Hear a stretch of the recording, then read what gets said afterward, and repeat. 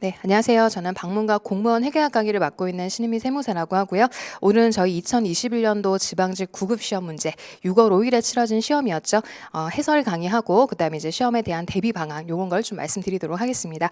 우선 그 해설 강의 전에요. 간단하게 총평부터 진행을 해보자면 회계 공부를 해보신 분은 요 시험 문제 받자마자 봤던 문제들이 좀 많다라는 느낌을 받으셨을 거예요. 실제 기출 문제에서 크게 변형된 부분은 없었습니다. 다만 말 문제에서 조금 안 봤던 구문들이 한두 개 나오기는 했는데 대세에는 큰 영향이 없었다. 그래서 공부를 충실하게 이행하신 분들이라면 고득점이 가능했던 시험이다. 이렇게 좀 간단하게 마무리해 볼 수 있을 것 같아요. 그래서 20문제 한번 복기해 보면서 시험은 이렇게 출제가 되는구나. 다시 한번 정리해 보시기에 굉장히 좋은 시험이었다. 이렇게 말씀을 드릴게요. 일단 뭐 20문제 전부 다 뭐 특별하게 이의 제기가 될 만한 문제는 없었어요. 그래서 요 20문제 그대로 아마 답안이 결정될 것 같으니까 본인이 시험 문제에 대한 답안, 혹시 이의 제기가 될 수 있는 문제를 물어보시는 분들이 있는데 아마 그대로 확정 정답이 나올 것 같으니까요. 잘 치러진 성적 확인해 보시고 그걸 가지고 이제 합격 여부를 좀 판단해 보시면 될 것 같습니다. 그럼 이 정도로 간단하게 총평은 마무리하고요. 바로 20문제 같이 저랑 한번 복기를 해보는 걸로 하겠습니다.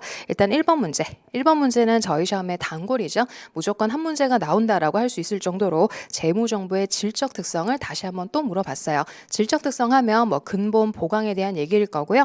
혹시 틀린 구문이 있는지 한번 확인해 보시면 되는 문제였습니다. 일단 1번에 보시면 목적 적합성이죠. 재무정보의 예측가치, 확인가치 또는 이둘 모두 맞아요. 또는 이둘 모두가 있으면 그러한 재무정보는 목적 적합성을 가진다고 할 수 있다. 완벽한 설명이고요. 2번에 가보시면 보강적. 보강적은 총 4개 외우시는 거 아시죠? 근본 다음에 따져야 되는 거니까 근본을 보강시키는 특성 맞고요. 비교 가능성, 검증 가능성, 적시성 및 이해 가능성 전혀 틀리지 않았어요. 하지만 3번 선지는 워낙 많이 강조를 해서 요거를 틀렸으면 우리 기본서를 제대로 안 읽어보신 거예요. 동일한 경제현상이에요. 거기에 대해서 너무 많은 방법을 허용하면 비교가 된다 안 된다? 안 된다고 했죠. 그래서 회계의 목적은 가능한 한 회계 처리 방법을 줄이려고 하는 거지 많이 늘리려고 하지는 않아요. 그래서 비교 가능성은 증가가 아니고 감소한다. 답은 3번이었고요. 비교 가능성에 대한 얘기였습니다. 4번 적시성은 정보를 제때에 전달하는 거죠. 의사결정자가 의사결정을 하려면 정보를 적시에 전달해야 된다. 그런 정보가 유용하다. 그래서 답안은 3번으로 결정이 됐습니다. 그 다음에 2번 문제 가보시죠. 2번 문제가 조금 생소한 구문이셨을 거예요. 2번을 보시면 재무보고를 위한 개념체계에서 최근에 2019년도에 개념체계가 일부 개정이 됐어요. 거기서 나온 게 자산부채 자본 수익비용에 대한 정의와 그 다음에 인식에 대한 설명이었어요. 인식이라는 거는 이제 재무상태표나 재무성과표에 이제 기록하는 과정, 그런 걸 인식이라고 부르는데 인식을 하려면 금액을 측정을 해야죠. 도대체 얼만데. 그래서 측정을 해야 하며까지는 맞아요. 근데 뒤에가 틀렸죠. 그러한 경우 측정은 추정될 수 없다. 추정 채무라는 것도 있잖아요. 충당 부채라는 거 혹시 들어보셨죠? 그래서 추정을 통해서 부채를 결정하는 경우도 있고요. 특히 감가상각비 같은 경우도 시간과 비용의 대응, 수익과 비용의 대응처럼 기간의 경과에 따라서 이렇게 흘러갔겠지라고 많은 부분에서 추정을 씁니다. 그래서 추정될 수 없다라는 뒤의 표현이 맞지 않아요. 그래서 1번은 틀린 거고요. 2번, 3번, 4번 가보죠. 자산부채 또는 자본의 정의를 충족해야 일단 정의는 충족해야 인식을 갈 수 있어요. 그래서 정의를 충족하는 항목만이 인식이 됩니다. 그리고 그러한 요소의 하나의 정의를 충족하는 항목이라고 할지라도 항상 인식되는 것은 아니다. 이런 게 좀 헷갈리는 거죠. 우리가 정의를 충족하고 인식 요건을 또 따져요. 인식 요건을 또 충족을 하면 드디어 재무상태표나 재무성과표에 나옵니다. 근데 인식 요건을 충족하지 못하면 주석이라는 곳에다가 별도로 공시하는 경우가 있어요. 그래서 항상 인식되는 건 또 아니죠. 그래서 정의를 갖췄고 요건도 또 갖추고 이렇게 해야 드디어 본문에 나온다라고 얘기를 합니다. 일단 2번은 그래서 틀렸고요. 3번을 가보시면 거래나 이건 맞는 얘기죠. 항상 인식되는 것은 아니다라고 했으니까 거래나 그 밖의 사건에서 발생된 자산이나 부채의 최초 인식에 따라 수익과 관련된 비용을 동시에 인식할 수 있다. 요거는 어떤 거냐면 예를 들어서 부채에서요 채무 면제이익 같은 게 있어요. 우리가 친구한테 돈을 빌렸는데 친구가 괜찮아 갚지 마라고 하면 저에게는 부채의 감소와 더불어 수익의 발생이 같이 나오죠. 채무 면제이익. 그래서 이러한 경우도 있다라는 표현이니까 맞고요. 그리고 4번 경제적 효익의 유익 가능성이나 유출 가능성이 낮더라도 자산이나 부채가 존재할 수는 있다. 이것도 맞는 얘기죠. 그래서 자산의 우리 자산이나 부채에 대한 인식에 대한 부분을 가지고 사지선다를 만들었고요. 아마 좀 어렵다라고 생각하셨을 구문이긴 해요. 하지만 우리 1번에서 회계는 상당 부분 추정 판단 및 모형에 근거한다라는 표현이 있었기 때문에 1번이 좀 틀렸다라고 구분할 수 있는 문제였습니다. 답안은 1번이었고요. 3번 문제 가보시죠.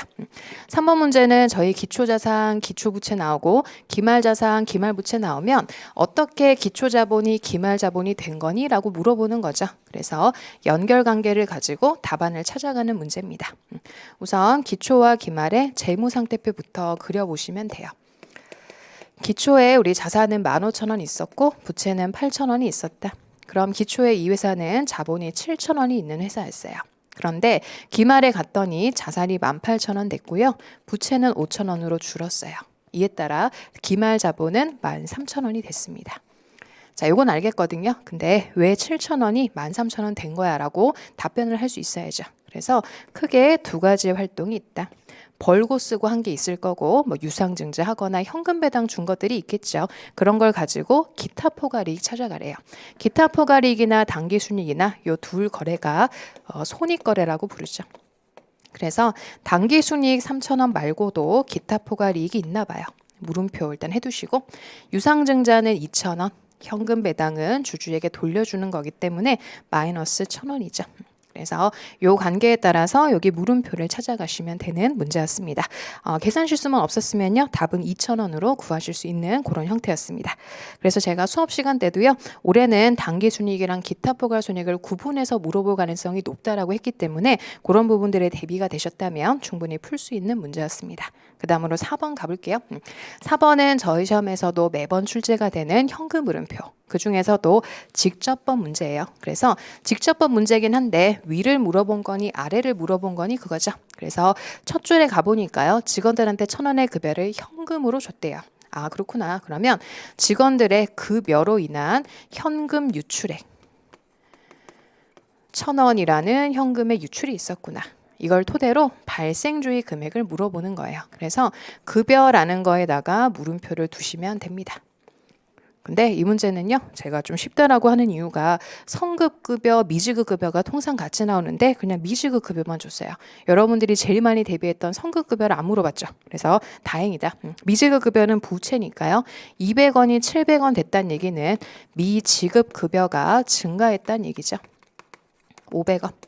부채 증가는 부호를 안 헷갈릴 수 있죠. 그대로 가는 거니까. 그러면 올해 발생주의상 급여는 1,500원이었구나. 그래서 1,500원이었는데 미지급 급여가 늘었대요. 그러니까 이런 얘기죠. 급여가 1,500원 발생했는데 덜 준 거야, 현금은. 그래서 500원 덜 줬기 때문에 1,000원만 현금으로 나갔다라고 생각하시면 돼요. 그래서 답안은 1,500원인 3번으로 구해주시면 되겠습니다. 그 다음으로 5번 가볼게요. 5번도 문제는 굉장히 길었는데요. 상계예요, 상계. 상계에서는 안 하는 게 원칙. 하지만 예외적으로 상계를 하는 경우들이 몇 군데 있었죠. 그래서 그걸 가지고 만든 문제라고 보시면 돼요. 1번에 가볼게요. 외환손익 또는 단기매매 금융상품. 이런 친구들은요. 워낙 거래가 빈번하죠. 너무 빈번해. 그래서 이거를 다 전달하는 게 오히려 정보의 과잉일 수 있어요. 그래서 순액으로 표시할 수는 있는데 중요하면 대신 구분 표시해야죠. 그래서 뒤에가 틀렸어요. 중요성을 고려하지 않고 순액으로 표시한다. 이게 아니잖아요. 중요하면 구분 표시해야지. 그래서 엄청나게 큰 금액이 오고 갔는데 그거를 순액으로 보여주면 그것도 정보 이용자들한테는 축소된 정보를 전달하는 꼴이죠. 그래서 중요하면 구분 표시를 여러 번 읽어봤을 거예요. 1번은 바로 틀렸다.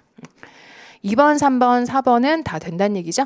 옳지 않은 것 중에서 1번이 틀린 거였고 2번 가보시면 확정급여 제도의 초과 적립액.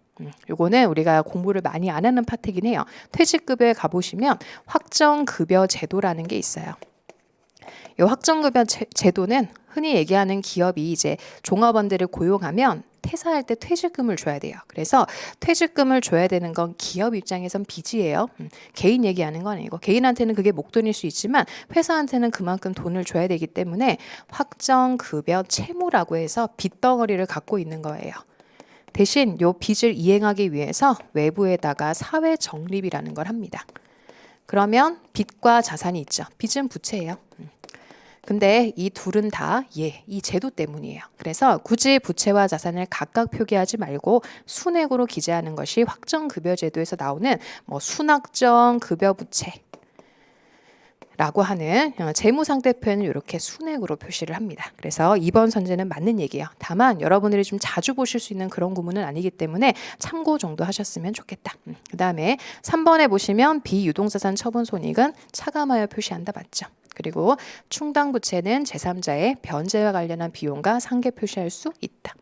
답안은 1번. 그래서 제가 5번 선제를 보면서 1, 2, 3, 4를 완벽하게 해석하지는 못해도 답안 1번 선택에 어렵지는 않았겠다라고 생각했던 거예요. 그래서 아마 1번을 고르시는데 크게 문제는 없었다. 그래서 답안은 1번으로 골라주시면 됩니다. 그 다음에 문제 6번으로 넘어가 보시죠. 그래서 이런 문제를 보시면서 여러분들이 많이 물어봐요. 말 문제가 좀 어렵습니다. 그런데 답안 선택은요. 사지선다를 완벽하게 이해해서 푸시는 분들도 몇 분 있겠지만 대부분은 그래요. 분명히 봤던 문제들 위주로 답이 결정되는 경우가 많으니까 너무 세세하게 이런 것까지 다 고민하시진 않으셔도 되고 강조했던 선제들을 완벽하게 이해하시는 게 가장 급선무다. 그런 걸 이해해 주시면 됩니다. 그 다음으로 6번 가볼게요. 6번은 매출총액. 회전율이죠. 회전율은 여러분들이 매출채권 회전율, 재고 회전율은 외우셨을 거라고 생각을 합니다. 강조를 했던 부분이고요.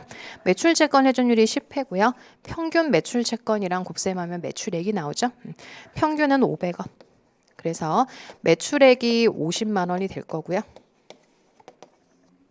그리고 매출원가는 여기 회전율, 재고 회전율로 구하시면 되겠죠. 평균이 600원. 곱해보시면 36만 원. 매출액이랑 매출원가 빼보면 매출 총이익이 14만 원. 여기 지금 50만 원이 아니죠. 숫자가 큰 걸로 썼네. 500에 10이면 5천 원. 여기는 3,600원이죠. 그래서 1,400원. 답은 2번. 그래서 2번으로 결정이 됐고요. 7번으로 가보시면 재평가 모형이에요. 재평가 모형에서 올해는 제가 분명히 X2년도에 재평가 나올 거다라고 했어요. 예고한 대로 X2년도 재평가가 나왔고 재평가 모형인데 감가하고 재평가를 하면 돼요. 질문을 잘 보셨어야 된다. 질문은 재평가 잉여금의 잔액을 물어봤습니다. X2년도까지 재평가를 해서 잔액 답변하면 되죠. 일단 첫 줄에 보니까 설비 3만 원 주고 샀고요. 정액법 10년 잔존가 5천 원이 있어요. 이게 중요한 거죠. 잔존가 빼먹으시는 분들이 왕왕 있다. 그래서 잔존가 5천 원이다라는 걸 고려하시고 X1년도부터 갑니다. 자, 설비는 3만 원이라는 취득원가에서 1년이라는 시간이 거쳐서 감가를 했을 겁니다. 감가상각은 저희가 3만 원에 5천 원 빼야죠. 2만 5천 원을 10으로 나누는 거니까 2,500. 그래서 장부 금액으로는 27,500원이라고 공시하려고 했더니 공정 가치가 37,500원이에요. 재평가를 매년 한다라고 되어 있었거든요. 그러면 37,500원으로 올리는 거예요. 플러스 만 원이라고 하는 재평가 잉여금이 생기죠. 장부 금액을 공정가치로 평가함에 따라 생기는 손익을 재평가 잉여금이라고 부릅니다. 그러면 다음 연도 이제 X2년도는 여기다가 써볼게요. 자, 설비는 이제 37,500원으로 장부에 기록된 상태고요. 감가를 해야죠 또. 그런데 여기서 요게 감가상각 방법을 연수합계법으로 바꾸고요. 내용연수는 4년, 잔존가치는 7,500원이래요. 아, 그렇구나. 앞으로 4년 동안 연수합계법 잔존가 7,500원을 쓰래요. 아마 계산의 결과를 위해서 이렇게 좀 바꾼 것 같고요. 연수합계법 하면 돼요. 37,500원에 7,500원 빼래요. 계산 편의를 도모한 거죠. 여기에 10분의 4. 그래서 3만 원에 10분의 4를 해보시면 12,000원입니다. 그래서 12,000원의 감가를 끝냈더니 장부에는 얼마로 표기되느냐? 25,500원. 요게 이제 25,000원까지 내리면 돼요. 그러면 마이너스 500인데 이미 가지고 있던 재평가 잉여금을 먼저 소진하는 건 아시죠? 그래서 500원을 뺀 나머지를 물어봤기 때문에 답은 9,500원이 되겠습니다. 그래서 X년도 재평가 나올 거라고 예고를 했었기 때문에 요 감가상각 바뀐 것만 유의해서 풀어주시면 답을 3번으로 고를 수 있으셨을 겁니다. 그 다음으로 8번 가볼게요. 8번에서는요, 대손상각비라고 물어보는 거죠. 요거는 손실충당금이라고 하는 개정 과목을 잘 이해해 주시면 좋겠다. 문제에서 물어보는 게요, 대손상각비라고 물어보는 거였는데 손실충당금의 T 계정 한 번만 같이 그려볼게요. 손실충당금은 자산의 차감적 평가 계정이기 때문에 여기에서 기초잔액이 나오고요. 기말잔액은 여기 나옵니다. 그리고 제가 비워둔 데를 한번 채워보면 손실충당금이 주는 경우가 있어요. 손상이 확정되면. 그래서 대손확정 또는 손상확정이라고 부르죠. 망했으면 충당금과 상계를 하거든요. 근데 충당금을 살리는 경우가 있어요. 망한 채권을 받아냈을 때. 그리고 나서 여기가 이제 손상차손 또는 여기 문제에선 대손상각비라고 물어보는 거죠. 설정이라고 얘기를 해요. 그래서 질문의 위치는 여기인 것 같습니다. 그래서 요 칸을 한번 같이 채워가시면 될 것 같아요. 기초에 9,000원 있었습니다. 그래서 여기 9,000원 쓰시고, 그리고 5,000원의 매출 채권이 회수 불가능한 것으로 판명됐다. 확정. 그리고 또 2,000원이 회수 불가능하게 됐대요. 그럼 토탈 7,000원이죠. 그리고 회수한 게 1,500원치 있대요. 아, 그렇구나. 그럼 우리가 찾아야 될 거는 요거네요. 기말 잔액을 어떻게 결정하느냐 봤더니 제일 첫 줄에 있었어요. 기말 매출 채권의 1%로 추정을 한대요. 그러면 100만 원의 1%니까 10,000원 있어야 돼요. 그래서 기말에는 10,000원이라는 잔액이 있어야 한다는 얘기입니다. 그래서 요거를 한번 쭉 다듬어 보시면 여기 들어갈 물음표 값이 6,000원, 6,500원이라고 나오네요. 그래서 여기 금액을 6,500원으로 이렇게 충당금액 계정을 통해서 푸셔도 좋고요. 아니면 이렇게 푸셔도 되죠. 9,000원에서 회수 불가능하면 빼요. 그래서 9,000원 가지고 지금 7,000원 썼어요. 그리고 회수하면 살려요. 1,500원. 그런데 기말에 10,000원 있어야 된대요. 그러면 여기 들어갈 게 얼마게? 라고 하는 겁니다. 그래서 굳이 뭐 계정, T 계정을 채우는 게 어려우시면 우리가 했던 대로 줄이고 늘리는 케이스에 맞추어 빈칸을 역으로 구해주시면 됩니다. 그 다음으로 9번 가볼게요. 9번은 정상개별원가 계산. 정상개별원가 계산 같은 경우는 제조간접원가를 예정 배부하는 방식이죠. 사전에 미리 결정된 예정 배부율을 가지고 예정 배부합니다. 예정 배부했지 실제값은 아니니까 차이 조정을 통해서 실제값으로 바꿔가면 돼요. 근데 문제에서 틀린 걸 찾으려고 합니다. 제조간접원가 배부 차이는 회계기간 중에 배분된 제조간접원가 예정 배부액과 실제 발생액의 차이죠. 그렇죠. 제가 뿌려놓은 값과 실제값을 비교해서 차이를 조정하는 겁니다. 맞고요. 원가 요소별 비례배분법은요. 제공품, 제품, 매출원가. 맞아요. 3명의 친구가 노나 가지는 건 맞는데 뒤에가 틀렸죠? 말이 안 된다. 예정 배부했으니까 우리가 배부 차이를 조정하는 거지 처음부터 실제 배부했으면 배부 차이도 안 나와요. 그래서 예정 배부액의 비율에 따라서 조정하는 겁니다. 2번이 틀렸네요. 그래서 그 부분 보시면 되고요. 3번에 보시면 실제 배부율은 나중에 다 모든 일이 맞춰졌을 때 나오는 거지만 예정 배부율은 기초에 사전적으로 계산되는 거 맞습니다. 제조간접원가 과대 배부래요. 과대 배부라고 하면 원가가 많기 때문에 이거를 조정을 할 거예요. 조정을 한다는 얘기는 원가를 줄인다는 얘기예요. 원가가 줄면 이익은 높아지는 효과가 있죠. 그래서 답안은 2번. 실제 배부액이 아니고 예정 배부액의 비율에 따라서 안분하는 겁니다. 그 다음으로 10번 가볼게요. 10번은 영업 레버리지도예요. 레버리지도라고 하면 고정원가가 일으키는 지렛대 효과라고 했어요. 그래서 공헌이익에서 고정원가를 빼면 영업이익이 나오죠. 변동원가 계산해서. 그러면 얘가 일으키는 지렛대 효과라고 했어요. 요 둘을 나누게 하면 돼요. 그래서 공헌이익이랑 영업이익을 나눗셈 하라는 얘기였거든요. 공헌이익은 매출액의 30%라고 나와 있죠. 그리고 고정원가 18만 원을 빼면 영업이익은 12만 원이었단 얘기예요. 그래서 30만 원과 12만 원을 나누게 해봐라. 그러면 비율상으로는 2.5가 나와야 되겠죠. 그래서 2.5배다라고 해서 레버리지를 4번으로 구해주시면 됩니다. 그래서 이 문제는요. 공헌이익이랑 영업이익 나누기 해보라는 문제였습니다. 그 다음으로 11번 가볼게요.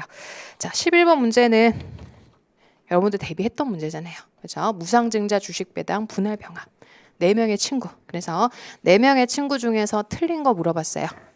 1번이 바로 틀렸죠? 무상증자는 자본금은 변동하지 않는다가 아니고 자본금은 늘어요. 대신 자본잉여금이 줄어서 총계가 안 바뀌는 거죠. 1번 너무 틀렸다. 주식 배당 수 늘리는 거 맞고요. 주식 분할도 늘리고 병합으로 자본금 바뀌지 않는 것도 아실 겁니다. 그래서 분할과 병합은 자본금도 안 바꿔요. 대신 액면 금액이 바뀐다라고 했죠. 1번이 답이었습니다. 12번 가보죠. 자, 12번도요. 요것도 뭐 전년도에 나왔던 기출문제 등 또는 국가직에서 나왔던 문제랑 굉장히 비슷해요.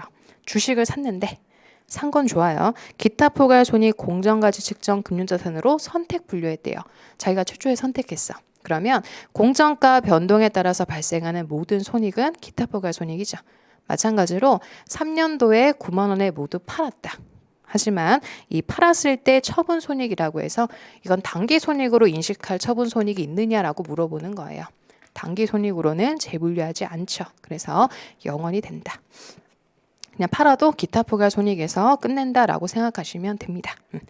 답은 1번이었고요. 그 다음에 13번 문제. 요거는 조금 헷갈리셨을 수 있어요. 요 문제의 의미는 뭐냐면 변동 제조원가 발생액이래요. 발생액은 뭐고 이 변동 매출원가는 뭐냐? 변동 매출원가는 이렇게 생각해 보시면 돼요. 올해 발생한 것 중에서 판매가 된 거는 매출원가가 되고요. 안 팔린 거는 기말재고로 남는 거예요. 기말재고로 남는다는 얘기는 다음 연도로 이월된다는 얘기죠. 그래서 발생액 중에 팔린 걸 매출원가라고 부르는데요. 이 문제를 보시면 생산한 것도 5만 개, 팔린 것도 5만 개예요. 그럼 뭔 소리예요? 하나도 없다는 얘기지. 그래서 판매되어 있는 매출원가가 곧 올해 발생액이었다. 그래서 이 문제는 그거 물어보는 거예요. 5만 개 중에 혹시 남은 게 있었다면 제가 배분을 해서 넣었겠지만 이 문제에서는 그런 게 없었네요. 그래서 90만 원이 곧 발생액이자 매출원가가 됩니다. 자, 그 다음으로 14번 가볼게요. 14번 지방자치단체 회계에 대한 설명으로 옳지 않은 것은 회계다라고 했으니까 뭐 지방회계법이나 이런 거에 대한 질문을 가지고 만든 선지입니다. 1번부터 볼게요. 지방자치단체 회계는 신뢰할 수 있도록 객관적인 자료와 증명서류에 의해서 공정하게 처리된다. 공정성의 원칙이라고 그러죠. 당연하고 지방재정활동에 따라 발생하는 경제적 거래 등을 발생 사실에 따라 복식부기 방식으로 회계처리하는 데 필요한 기준은 행정안전부령으로 정한다. 맞아요. 지방자치단체 회계는 행정안전부령으로 정하는 거 맞습니다. 3번 회계는 재정활동의 내용과 그 성과를 쉽게 파악할 수 있도록 충분한 정보를 제공하고 간단 명료하게 처리돼야죠. 그렇죠. 누구나 회계 공부를 좀 하신 분들은 이해하기 쉽게 그렇게 써줘야 되는 거죠. 그래서 맞고. 그렇다면 답은 4번이란 얘기예요. 재무제표는 지방회계를 따라 작성해야 되고 맞아요. 여기까지도 맞는데 뒤에가 틀렸죠. 공인회계사법에 따른 공인회계사의 감사 의견을 첨부해야 된다. 공인회계사가요. 지방회계에 대해서 감사를 하는 건 아닙니다. 검토 의견이라는 걸 첨부하는 거죠. 우리가 검토했다라고 하는 검토 의견서를 첨부하는 거지 감사 의견을 첨부하는 건 아니에요. 그래서 제가 이런 문제를 좋아하진 않습니다. 이게 공무원 시험 문제의 특성이죠. 그래서 이렇게 좀 꼬로만 문제라고 하나요? 이런 걸 내는데 감사 의견은 아니고 검토 의견을 첨부합니다. 그래서 답안은 4번입니다. 그 다음으로 15번 문제는 국가 기준에 관한 규칙인데 요거는 우리가 봤던 문제예요. 1번 볼게요. 재정상대표에 표시하는 자산가액은 취득원가를 원칙으로 한다. 맞고 기초라에 계상하는 거고요. 국채는 사발비 같은 걸 빼는 거와 동일해요. 그래서 직접 발생한 비용을 맞네요. 발행가액으로 평가한다. 3번 일반 유형자산은 건설원가 또는 매입가액에 부대비용을 더한도 맞죠. 그리고 합리적인 방법으로 추정한 기간에 정해법 등을 적용하여 감가한다. 4번이 틀렸죠? 관리전환이라는 건 A 중앙부서가 했던 걸 B부서가 이제 하게 되는 거예요. 그러면 관리전환이 무상거래다라고 하면 굳이 그 과정에서 손익이 발생하면 안 되죠? 장부금액. 그런데 유상거래면 공정가액을 써요. 근데 문제는 두 개를 바꿔 써놨네요. 그래서 이 문제는 틀렸다. 답은 4번이 되겠습니다. 그 다음으로 16번 가볼게요. 자, 16번은요. 선입과 가중평균법에 따른 매출원가를 물어봤습니다. 자, 두 문제가 나왔어요. 선입도 나왔고 그 다음에 가중평균법인데 실사법을 쓰는 회사니까 총평균법이에요. 그러면 16번 문제에서는요. 두 개를 다 푸시는 것도 좋기는 한데 크기를 가지고 비교해 보셔도 좀 좋은 문제기는 해요. 왜냐하면 지금 단가가 계속 어떻게 되고 있냐면 상승하고 있죠. 인플레예요. 그렇다면 매출 원가는 선입보다 총이 더 커야죠. 재고는 반대예요. 재고는 반대인데 매출 원가는 선입보다 총이 더 커야 돼요. 그래서 문제를 보시면 지금 선입과 총 중에 1번, 2번만 가중평균법이 더 커요. 그래서 솔직히 3번, 4번은 찍으시면 안 되는 거였어. 그렇죠? 부호의 크기만 보셔도 총이 더 크게 나와야 되거든요. 그럼 저는 1번, 2번은 선의선출법 값이 똑같죠.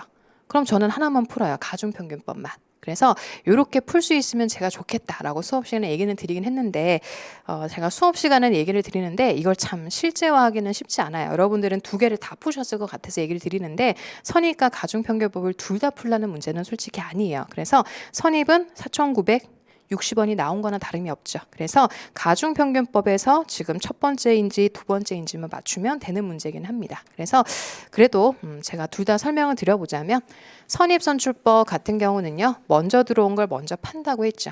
근데 판 게 지금 44개니까 앞에서 빼긴 좀 쉽지 않은 것 같아서 16개인 기말재고를 구해서 전체적으로 매출원가를 역으로 한번 구해보자.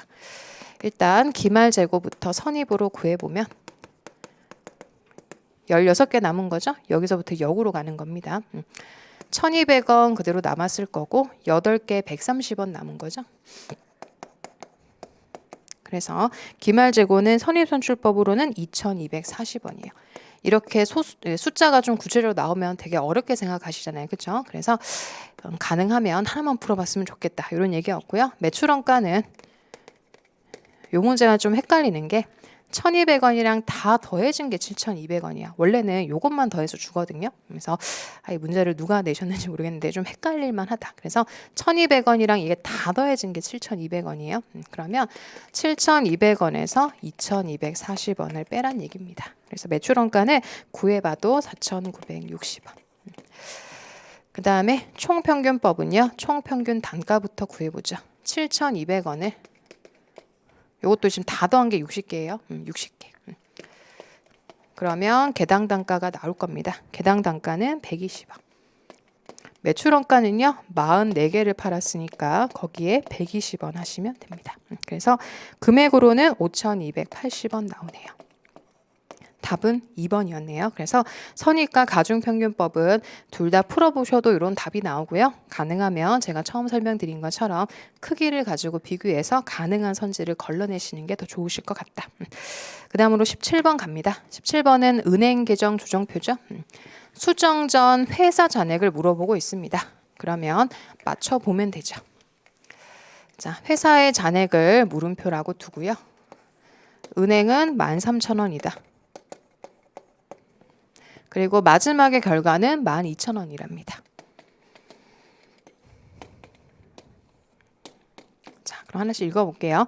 A은행이 주한국의 당좌예금에서 3,000원을 잘못 출금했대요. 은행이 실수하신 거죠? 그러면 은행만 바로잡으면 돼요. 잘못 출금한 거니까 다시 입금을 하면 되겠죠? 추심하고 당좌예금에 입금을 했으나 한국은 몰랐더라. 추심 3,000원. 그리고 기발행 미인출수표 4,000원. 은행에서 빼면 되죠. 그 다음에 한국이라는 회사가 요게 좀 헷갈리실 수 있어요. 3,000원의 수표를 발행하면서 장부에는 8,000원으로 잘못 기재했다. 발행이라는 건 뭐냐면 회사 통장에서 수표를 써가지고 출금해 주는 거예요. 그래서 요거를 한번 써보면 원래 이렇게 3,000원이라는 게 올바른 거였어요. 제가 왜 마이너스를 붙여요? 당좌예금에서 빼는 거니까. 근데 장부에는 마이너스 8,000원 쓴 거예요. 오류는 틀린 걸 바로잡는 겁니다. 여기서 이렇게 가고 싶은 거잖아요. 그러면 플러스 5,000원을 해야죠. 오류는 틀린 쪽만 바로잡으면 되기 때문에 회사가 틀리면 회사가 바로잡히면 돼요. 그래서 5,000원이라고 해서 왜 플러스인지를 답변 드렸습니다. 마지막으로 부도수표니까 1,000원 이렇게 뺄게요. 결과적으로 이걸 줘가지고 12,000원을 줘버려서 그냥 요것만 아셔도 되기는 했네요. 근데 12,000원이 나오나 한번 확인은 해보시고. 그래서 결과적으로 여기 있는 물음표가 얼마였길래 12,000원이 됐겠느냐. 역으로 올라가 보시면 5,000원이어야 돼요. 그래서 회사의 수정전 잔액은 5,000원이다 라고 해서 1번으로 나옵니다. 이게 조금 헷갈리실 수 있어요. 그래서 오류는 이렇게 틀린 거와 회사가 한 거, 올바른 거랑 비교해서 이렇게 화살표로 표기하시면 됩니다. 자, 그 다음으로 18번 가볼게요. 18번 문제는요. 생산량이라고 물어봤습니다. 생산량. 자, 전부원가랑 변동원가의 영업이익이 10,000원 차이 난대요. 전부원가가 10,000원 더 크대요. 아, 그렇구나. 그러면 기말 재고에 포함된 고정 제조간접 원가가 차이를 일으킨다고 했죠. 그래서 이 500개라고 하는 건 판매량이고 제가 어떤 식으로 이제 기말 재고 수량을 찾게 되면 발생액이 생산량이 몇 개인지 알 수 있겠죠. 그래서 요거를 좀 볼게요. 고정 제조간접 원가가 총액이 30,000원이었어요. 자, 영업이익이 10,000원 차이 난대요. 그 10,000원은 기말 재고에 포함된 고정 OH, 고정 제조간접 원가가 10,000원의 차이를 갖고 온 거예요. 그럼 여기에 10,000원 들어가 있다는 얘기죠. 그렇다면 올해 판매가 돼서 매출원가란 이름으로 비용화가 된 친구는 20,000원이었다는 얘기죠. 이렇게 구해내시면 돼요. 20,000원은 어떻게 나온 겁니까? 500개에 대해서 단위당 고정 제조간접 원가. 그래서 20,000원 나오려면 여기 들어갈 단위당 고정 제조간접 원가가 40원이었다는 걸 알 수 있어요. 그럼 요 10,000원은 다시 분해해 보면 기말 재고 수량과 40원의 곱이죠. 그래서 여기 수량이 몇 개인지가 나올 거예요. 250개. 그래서 250개랑 500개라고 해서 갈라진 게 요 둘의 금액이니까 전체적으로는 750개가 올해 생산되었다라고 알 수 있습니다. 그래서 답안은 750개. 그래서 여기 있는 매출원가 20,000원이 됐다는 얘기는 30,000원 중에 10,000원만 기말 재고에 남았겠죠? 그럼 20,000원은 팔려서 저 판매량에 대응되어 비용화가 되었다. 자, 그 다음으로 19번 가볼게요. 수정분계 얘기가 나왔죠? 수정분계인데 질문은 수정분계를 반영하지 못했을 경우에 이 미치는 손익, 영향 이런 걸 물어봤네요. 그러면 분계를 먼저 간단하게 해보죠. 종업원급여 미지급 금액. 그럼 차변의 급여 10,000원. 대변의 미지급 급여 10,000원. 그리고 성급보험료 중 기간이 경과해서 실현된 금액. 자, 보험료라고 해서 단기 비용 처리해야죠. 10,000원. 금액은 다 10,000원이에요. 성급 보험료 10,000원을 줄이고 보험료 10,000원을 이렇게 비용 처리했었어야 된다. 세 번째는요. 요거는 수익 비용이 발생하는 거래는 아니에요. 그냥 외상 대금을 돈으로 받은 거죠. 그래서 현금 10,000원, 매출 채권 10,000원. 그리고 선수 임대료 중에서 기간이 경과해서 실현된 금액. 임대 수익 잡으시면 되죠.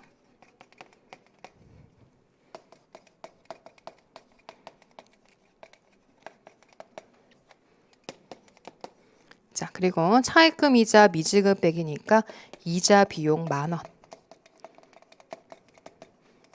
대변의 미지급 급여, 미지급 이자죠.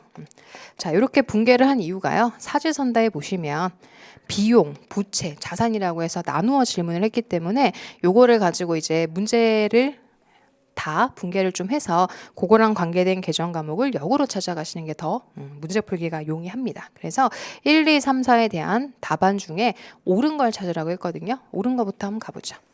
자, 법인세 비용 차감 전 순위. 그럼 수익 비용 찾으란 얘기죠. 수익 비용 한번 동글뱅이 해볼게요. 급여, 보험료, 그 다음에 임대 수익, 이자 비용. 그죠? 그러면 이 결과적으로 이 수정 분계를 제대로 했으면 수정 분계로는 어떤 일을 하게 되냐면요. 지금 이렇게 차변 쪽에 들어간 건 이익을 줄여요. 그리고 요거는 이익을 늘려요. 그래서 20,000원의 이익을 줄였어야 돼요.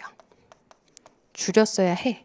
근데 안 했다는 거잖아요. 그러면 이익을 20,000원 안 줄였으니까 현재는 이익이 20,000원 많이 기록된 상태다. 맞네요. 그래서 이익은 지금 20,000원이 과소 계상된다. 문제에서 물어보는 건 옳은 거라고 했죠. 그러면 과소가 아니고 20,000원을 줄였어야 되는데 하지 못했기 때문에 이익은 현재 과대 계상된 상태다. 그래서 1번에서는 과대, 역으로 읽어줘야 돼요. 20,000원을 못 줄였기 때문에. 그래서 과대다라고 읽어주시면 되고요. 2번 비용으로 가볼게요. 이번에는 비용만 같이 동글뱅이 해보죠. 자, 이 중에서 비용은 뭐가 있느냐? 요거는 비용 아니죠? 수익이고 요거. 그럼 비용이 무려 3만 원이 늘어나야 되는 거죠? 근데 비용을 지금 3만 원을 저희가 늘려놨어야 돼요. 근데 그렇지 못했기 때문에 비용은 지금 3만 원이 어떻게 되어 있다? 과소죠, 과소. 3만 원을 못 늘려놨으니까 지금 현재 비용은 3만 원이 적게 기록된 상태입니다. 과소 계상. 그 다음에 3번 가볼게요. 부채는 만 원이 과소 계상된다. 자, 그걸 보려면 이번엔 부채 칸의 동글뱅이야. 자, 이 중에서 부채는 미지급 급여 있고요. 그 다음에 선수 임대료 그리고 미지급 이자라고 해서 이렇게 총 세 군데 파란색으로 동글뱅이 친 게 지금 부채예요. 그래서 부채는 지금 어떻게 된 상태? 부채는 요건 줄이지만 요거 2만 원이라고 하는 거니까 부채가 기존 대비해서 만 원이 늘어나게 돼요. 근데 요거를 하지 못했기 때문에 지금 부채는 만 원이 적게 기록된 상태죠. 과소계상. 그래서 이 중에서 지금 옳은 답은 3번이네요. 3번. 그 다음에 자산 마지막으로 한번 체크해 보죠. 자산은 노란색으로 한번 해볼게요. 자산은 뭐뭐 있어요? 여기 있는 성급보험료. 그리고 현금이랑 매출채권은요. 늘었다 줄었다 하는 거니까 요 거래는 자산 총계에서 바꾸는 부분은 없습니다. 그 외에는 없네요. 그래서 요 성급보험료 만 원이라고 하는 부분만큼 영향을 받습니다. 그래서 자산은 현재 만 원이 과대 계상된 상태예요. 만 원. 그래서 이 중에서 지금 옳게 기록된 거는 3번밖에 없네요. 그래서 이 문제는 조금 난이도가 있게 느끼셨을 거예요. 왜냐하면 숫자가 다 만 원으로 똑같아가지고 내가 지금 어느 칸에 동글뱅이를 하고 있는지 그리고 자산과 부채를 각각 구분해서 물어봤기 때문에 필요한 항목만 골라서 답변을 하셨어야 되는 문제입니다. 그래서 이 문제에서 옳은 답을 물어봤으니까 3번을 구해주시고 나머지 1번, 2번, 4번은 제가 그 해설에다가는 어떤 부분이 지금 잘못 기록됐는지 수정해 놨으니까 그거를 반영하여 풀어주시면 될 것 같습니다. 답은 3번. 그 다음으로 20번 오셔서 요거 마지막 문제 한번 풀어볼게요. 20번 문제는 유효율자법 해보라는 거고요. X년도 말 사채의 장부금액이라고 물어봤습니다. 자, 장부금액이라고 했기 때문에 1년이라는 시간 경과에 따라서 유효율자법에 따른 상가액을 반영한 후 금액 물어봤어요. 지금 95,200원에 발행은 했고 이자 비용은 11,400원이 발생했지만 제가 표시이자로 10%니까 만 원은 받았겠죠. 요 둘의 차이가 상가액. 그래서 상가액을 반영한 후에 장부금액 얼마니? 라고 했기 때문에 기존 95,200원에서 1,400원 늘어난 걸 찾으시면 돼요. 그래서 계산해 보시면 96,600원. 이 문제는 그래서 장부금액에 대해서 이자 비용이랑 표시이자의 차이인 상가액을 구해서 그것만큼 늘려주는 문제였습니다. 그래서 답은 2번으로 결정해 주시면 될 것 같고요. 이렇게 20문제 조금 빠르게 풀어봤는데 혹시 좀 헷갈렸던 문제들이 있으면 다시 한번 정리해 보시고 또 시험을 준비하시는 분들이라면 굉장히 전형적인 스타일의 문제들이 출제가 됐기 때문에 이런 게 회계시험에서 나오는 문제 스타일이구나 라고 복기해 주시면 너무너무 좋을 것 같습니다. 이렇게 해서 총 20문제에 대한 해설 강의 마무리하는 걸로 하겠습니다. 수고하셨습니다.